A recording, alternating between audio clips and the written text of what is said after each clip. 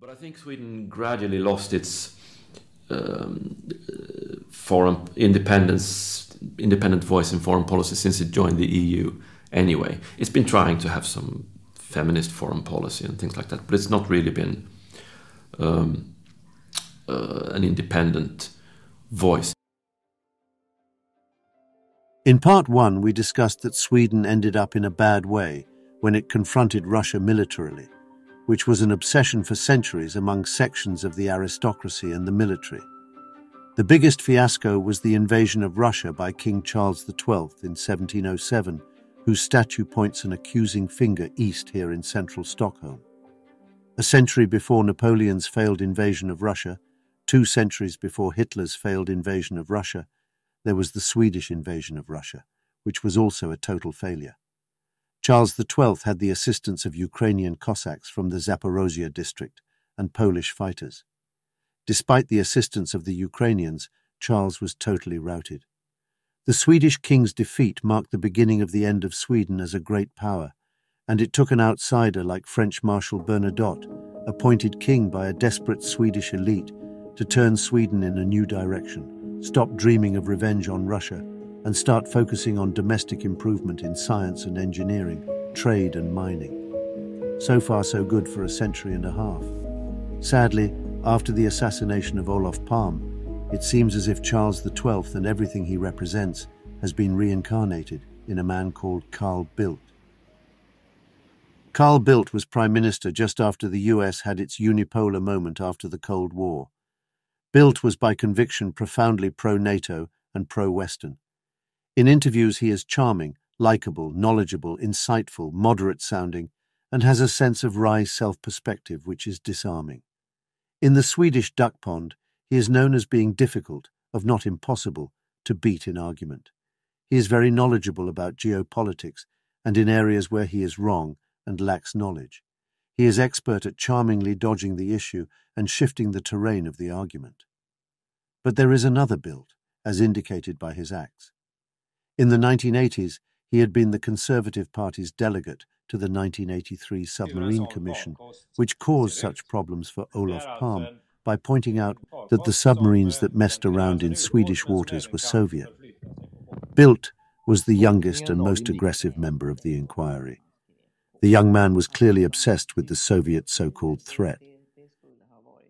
In the 1990s, Thunander and others showed that the forensic evidence of sonar images, keel marks, recordings of propeller cavitation sounds, which are basically as identifying of a submarine as a fingerprint of an individual, and testimonies of various Swedish divers and naval officers who had been in on the hunt, all pointed to one thing: Western subs. The Swedish naval military men were terrified of going public, so sensitive was the whole thing, so they used Thunander as a conduit. Much of the public was convinced by these new arguments, and Thunander appeared in many documentaries and wrote many op-eds. Bildt shrugged it off. Breezily confident, he basically ignored all the practical evidence and carried himself with such conviction that many people believed him too. Even when former US Defense Secretary Caspar Weinberger and a former British Navy Minister Keith Speed confirmed in 2000 and 2008, the latter interviewed by me, that yes, Western subs did play games in Swedish waters, Bildt kept up his high-wire confidence act. He assured querying Swedish reporters Weinberger was old and maybe senile, Speed must have misspoken, and so on. As far as I can tell, Swedish journalists never bothered to double-check with either man. His actions regarding Speed and Weinberger fit into a very familiar pattern for those who knew Bildt, which started but did not end with his work in the 1983 submarine inquiry, which was always cover-up for the West. Under Bildt's time as Prime Minister in 1993, there was the first of several Hammarskjöld inquiries. Suspicions had always fallen on the Brits, who controlled the airspace in Rhodesia, where the Swedish UN Secretary-General died in a plane crash on a peace mission in September 1961, or the Belgians, who had strong commercial interests in the ex-colony of Congo, which Hammarskjöld and the UN were trying to ensure black majority rule in. But the Bildt-sponsored inquiry found that it was an accident, something that 30 years on, few people still believe. Bildt was also Prime Minister during the period when the post-Soviet Baltic states were angling for new alliances in the West. In his last days in power, the Estonia ferry sank with the loss of life of nearly 900 people, one of the worst ferry disasters in history. Swedish television's premier investigative program found that the Bildt government had apparently used the civilian luxury ferry, trafficking the Stockholm to Tallinn route, as a human shield for Swedish intelligence officers, bringing top-secret high technology the Russians had left behind when they pulled out of the Baltic states. Who sank the ferry is still a subject of mystery, but some form of Swedish and Western cover-up there definitely was. Had Russia, either the Russian state or Russian paramilitary actors, or maybe even the Russian mafia, decided to call Sweden's bluff and blow up the ship to stop the hemorrhaging of Russian military secrets? Some seem to think so. Bildt's career did not suffer, in part because the whole issue of the ferry sinking was subject to a sprawling mess of conspiracy theories, because the journalists did not seek to hold him, despite being Prime Minister, personally responsible. Anyhow, Bildt was rewarded by the plum post of EU representative at the peace talks for the Yugoslav war. In 1997, he was European Prime Representative for the Committee for the Liberation of Iraq, on whose advisory board Bill Kristol was. He was mixing with neocons on both sides of the Atlantic. A few years later, he was one of the founder members of the European Council Foreign Relations. Its US equivalent was at the heart of policymaking for the US imperial establishment. Bildt was out of office these years. He made his money in the oil industry and was active in think tanks and so on. The Iraq War was the last war where Sweden took an independent stance and where there was widespread criticism of the United States in the mainstream media and among public intellectuals. But by 2006, Bildt's Conservative Party was back in power, and now Bildt was back as a foreign minister and grand old man of the cabinet. In 2011, there was Swedish background military support for the Libya war, and there was little criticism of the controversial destruction of a country that had been stable, peaceful and prosperous under Gaddafi. In 2012, the Swedes bought the idea of an evil Assad and accepted huge numbers of refugees. In 2014, one of Bildt's last moves in office was to sign a host country agreement with NATO, a sort of antechamber to the organization. As foreign minister, Bildt was also active on the European scene to drag Ukraine into the EU and NATO orbit. His obsession with Russia had not abated. The EU association agreement, much supported in Ukrainian-speaking Western Ukraine for cultural psychological reasons, not so much in Russian-speaking Eastern Ukraine, was a mixed bag for the Ukrainians. It opened up the market for EU manufacturing products while not opening the EU for Ukrainian farming products. Nor was there the kind of financial compensation for the Ukrainian exchequer of the kind Poland got it when it joined the EU. It was simply a bad deal for Ukraine, which was why the then President Yanukovych rejected it. It was bad in its own right, not because of Russian pressure, although there was a Russian interest in the whole issue which the EU tried to downplay. And Sweden and Bildt played a role in all of this. Sweden was marching on Russia. Behind Bildt, you could say, loomed the shadow of King Charles XII. But whenever Sweden in history has engaged against Russia, it has turned out badly for Sweden. Back in the early 18th century, the intervention in Sweden in the affairs of Russia, seeking to topple it with the help of Ukrainian allies, ended with the collapse of the Swedish military empire in Northern Europe. Sweden resaddled and became a prosperous neutral welfare state, one of the richest and freest countries in the world. Is this now at risk because of Swedish engagement once again in the affairs of Russia? Well, Carl Bildt was involved together with the at the time Polish foreign minister Sikorski, I forgot his name, in the EU association agreement with Ukraine around in 2013. And there is a long history behind that, but basically the problem with that EU association agreement was that it required Ukraine to cut. Ukraine was already part of another economic regional cooperation framework with Russia and with especially the eastern part of Ukraine, the Donbass region, which is not only that it's ethnically or linguistically Russian, but it's also had a lot of industry, very integrated with Russian industry, including about 200 military sort of subcontracting companies and so on. So it was very integrated that, and you had people moving and so on, and Russians intermarrying with Ukrainians and so on. Most European Russians, they will have an uncle or an aunt or a nephew or some from Ukraine. So you had this integration, and then comes the EU and says, okay, you can have an association agreement with the EU, but that means that you suddenly will have a border there, cutting off all those links. And Russia actually suggested, why don't you have with both? We can have trilateral agreements. But no, the EU rejected that. And Bildt and Sikorsky were pushing this. And that was one of the problems that came up before the Maidan events in autumn, 2013. At the time, Ukrainian president could not sign that.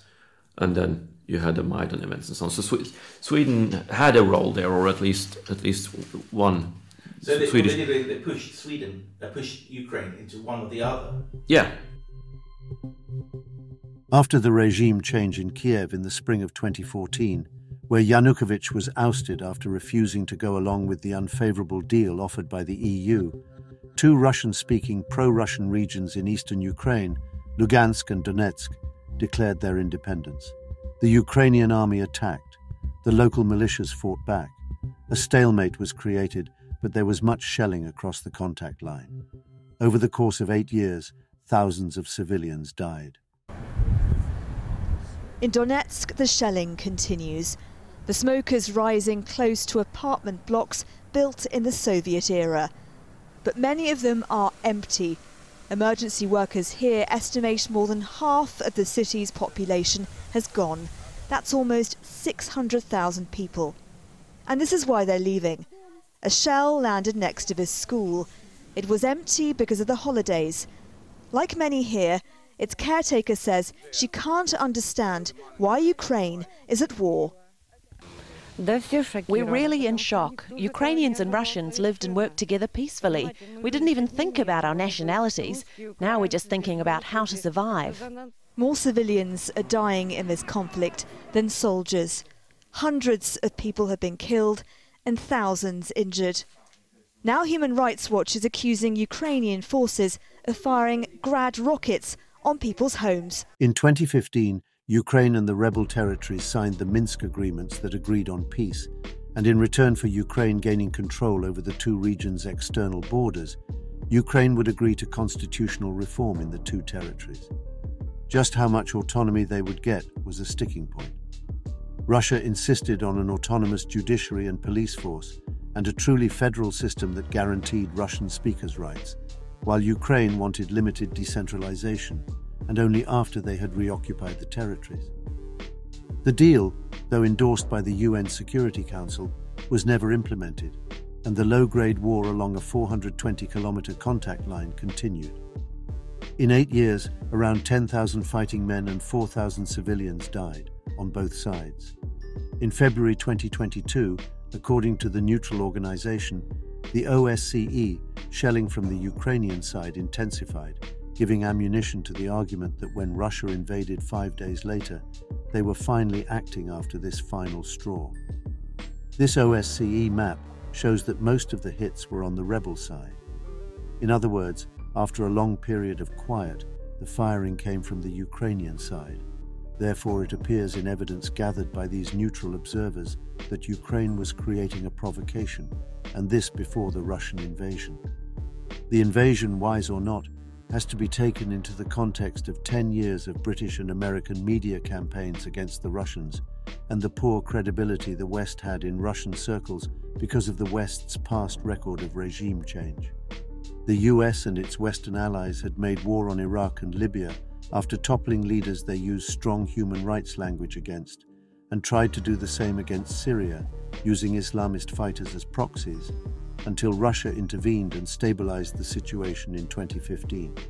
Libya and Iraq remain in utter chaos 10 or 20 years on. Was the West aiming to destabilize Russia one way or another, using a rearmed Ukrainian regime which had strong revanchist instincts and some Nazi elements, in the same way they had used dubious Islamists to try and regime change Syria? The language in the British and American media had long been filled with hatred of Putin and contempt for the Russian political system, with the aim of mobilizing their public opinion into a state of spittle-flecked rage, a project in which, everyone agrees, they have been extremely successful. In one survey of the Western press, negative articles about Russia outnumbered positive articles about Russia by 400 to 1 in the US media and 40 to 1 in the UK media. The French and Italian media were much, much more balanced. Unfortunately, because of the English language, the US and UK media have unparalleled reach around the world, not least in Sweden, where the most important, or one might say self-important newspapers like Dagens Nyheter often seem to take their editorial lines straight from CNN and The Guardian. Famous Australian journalist John Pilger is a long-standing critic of the Western propaganda machine, and his interviews with Western journalists inside the system shows that many have stated, guiltily, that the Iraq War would not have happened without their lies. Since the media paint as lurid a portrait of Putin's Russia as they do of Saddam's Iraq, maybe the Russians could be forgiven for thinking the West is coming for Russia too, given the coverage. One example of the sheer ignorance imposed on the British public was manifested when British public were asked to estimate the number of civilian deaths in Iraq. The average estimate was 10,000. That was 99% lower than the actual death toll of the American invasion, 1 million. It is a small crowd at the top of Western journalism. The anti-Russian drumbeaters at the Washington Post are often the very same people who claimed weapons of mass destruction were hard facts. These are all arguments that might have been aired in Sweden if the country had had the objectivity and independence of mind it had had in the years of its greatest freedom and prosperity. For all its faults, America has a lot of dissent on the Ukraine issue. Sweden, with few exceptions, does not. One free thinker is Jens, a Swedish academic in international affairs whose views are shared by very few colleagues or students. Do you think Putin is Hitler? No, of course not. It's a crazy idea. Do the students you teach think Putin is Hitler? I think there is a narrative that Putin is a dictator, that Putin is running the show in Russia, and if we only get rid of him, there'll be some sort of liberal revolution in Russia. There are all these misconceptions about what Russia is. I think there's a fictional Russia that we have in the West as a boogeyman. How many of your academic colleagues in Lund think Putin is Hitler? I don't know, but I think you cannot really have a serious discussion in Sweden about this. In the West, and different people have different opinions, but I think the mainstream view that's coming out of Washington and in the media is trying to impose the model of World War II, a sort of Hitler-like expansionist. And unfortunately, there are even some who refer to Mr. Putin as the new Hitler or whatever. And this is, I would call, shoehorning a past event into a current event into a past model. Some people would refer to it as a Procrustean bed.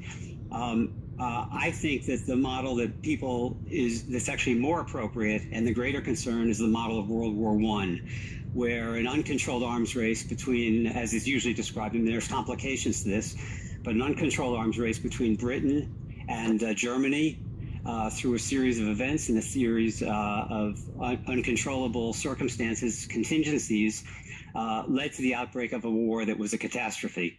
Those words from that American academic could have come from the mouth of Olof Palme. He would have said that and got many of his countrymen with him, united for neutrality. But what is the situation now? But after 30 years of US unipolar power and many years of built in prominent posts, Sweden seems like a different country now.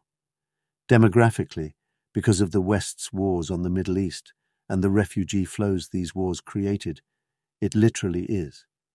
Perhaps the weakening of national unity brought about by mass immigration makes it harder for the country to mobilize in favor of a cause to protect the country from the consequences of bad decisions.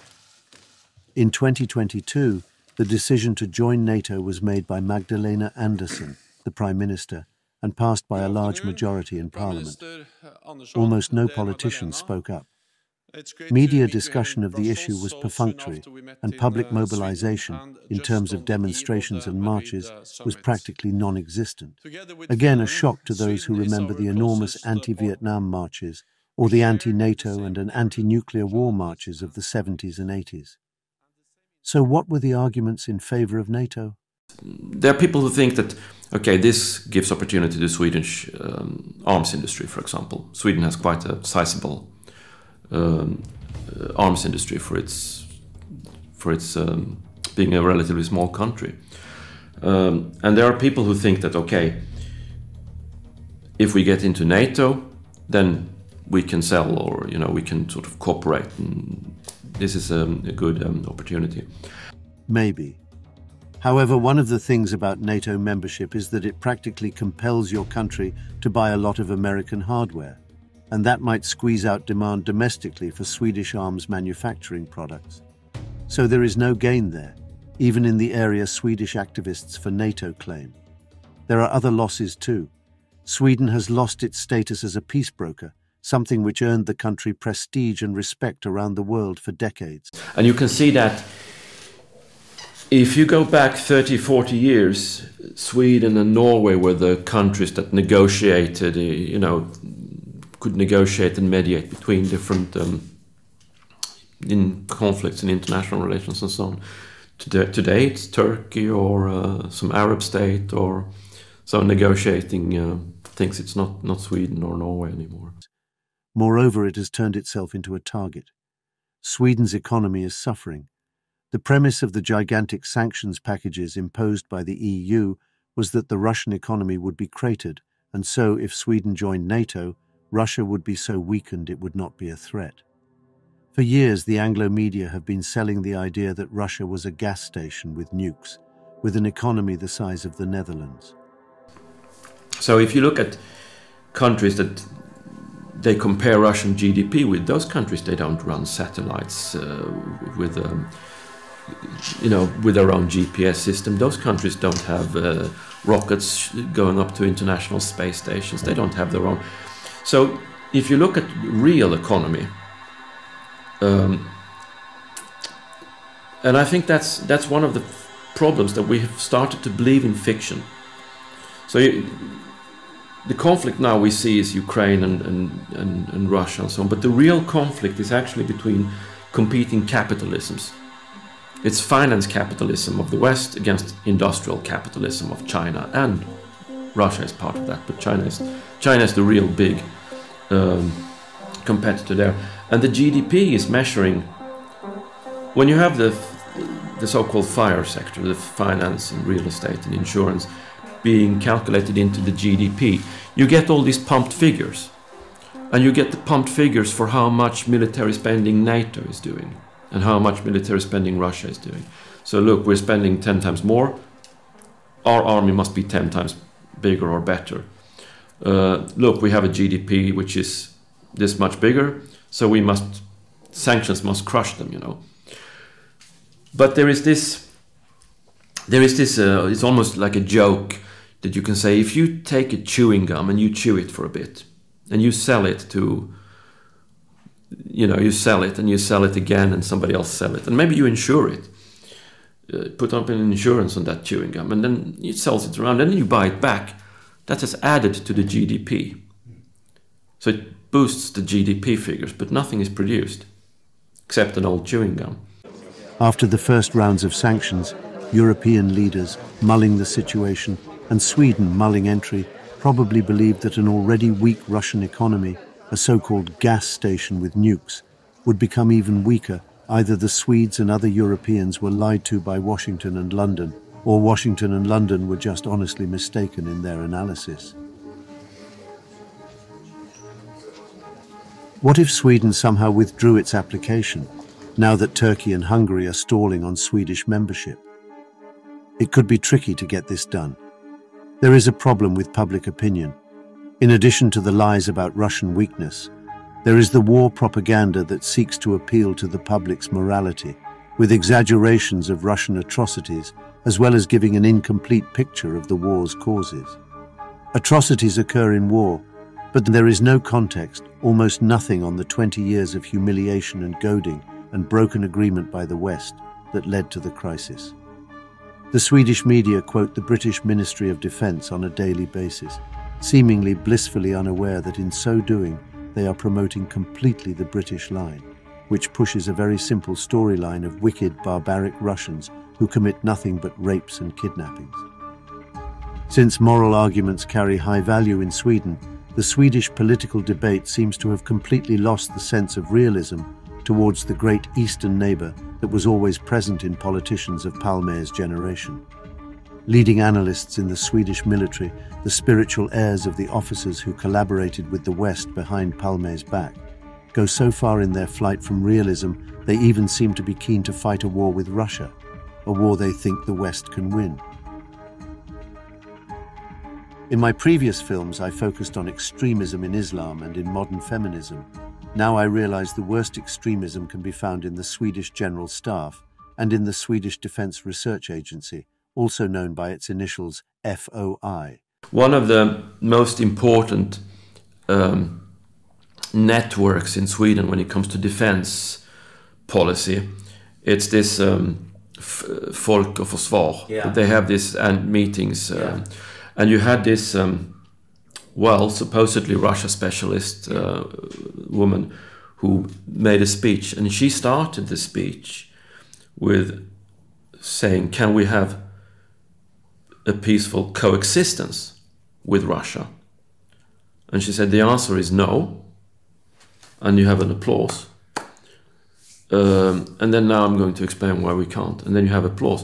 And I think this is actually really, really troubling, because here you have people who have the influence to make policy claiming that you cannot have peaceful coexistence with Russia. So what do we want to have then? Should we have war with Russia? You want to have war with a nuclear power. You want to have war with Russia. I think, I have to say that if you think that, then you are, it's not just security and geopolitical illiteracy, it's a form of insanity. Just nu i Ryssland ser vi allt mer totalitära drag. Ryssland är på väg i en neostalinistisk bana.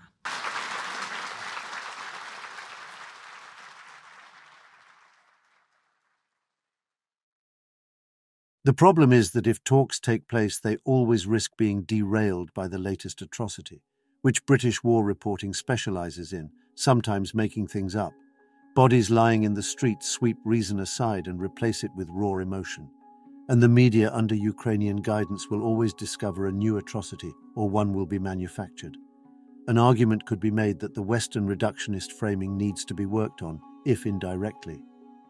There is much more to the truth than tropes about unjustified invasion and its concomitant atrocities, which strips away the complex issues of the various causes that led to the war. There is nothing in the mainstream media about the sheer pointlessness of this war, that the Western world is destroying its own economy, creating an energy crisis, unemployment, and worsened relations with neighbors, so that Ukraine can reoccupy parts of eastern Ukraine where the large majority of the population is Russian and want to belong to Russia. These are areas that the Ukrainians have harassed since 2014 with weapons and apartheid policies. And in order to retake these unwilling Russian-speaking areas, the Ukrainian regime is endangering its entire population of mature males by fighting to the last Ukrainian in what those Western experts who are honest know is an unwinnable war. Kennedy, in his famous 1963 speech, humanized and stopped the othering of the Russians when, after the Cuba crisis which almost ended in a nuclear holocaust, he pointedly noted that, almost alone among the great powers, Russia and America had never been at war, and he acknowledged the huge casualties Russia had experienced in the Second World War. We need some of that intelligent rationality again, and Sweden could potentially provide it. Palme, of course, admired Kennedy, And if we cannot end now our differences, at least we can help make the world safe for diversity. For in the final analysis, our most basic common link is that we all inhabit this small planet. We all breathe the same air. We all cherish our children's futures. And we are all mortal. My dream is that Sweden could take on a peace-brokering role. Its independence during the corona crisis, where it went against the received wisdom of the Western world on how to tackle the crisis, imposed minimal restrictions, and ended up with fewer excess deaths and less economic suffering than any country, shows what Sweden is still capable of when it has the courage to go its own way, the rational and independent-minded way. Maybe some honesty about the death of Palme is in order. Certainly Sweden's confidence and independence took a big knock after the death of their Prime Minister, and that sense of dislocation and confusion can partly explain the bad moves Sweden has made since. It is a partial explanation, though not a complete explanation, as the whole of Europe has suffered from poor, compliant political classes and lack of strategic independence since the end of the Cold War. It is just that Sweden's fall has been so much greater. There is also this thought: unless Sweden rises up and brings those responsible for the assassination to justice, any leader who dissents can legitimately fear he may suffer the same fate as the Prime Minister Olof Palme, shot in the back 40 years ago for challenging the Western powers' right to control world politics and their right to punish anyone who challenges the system.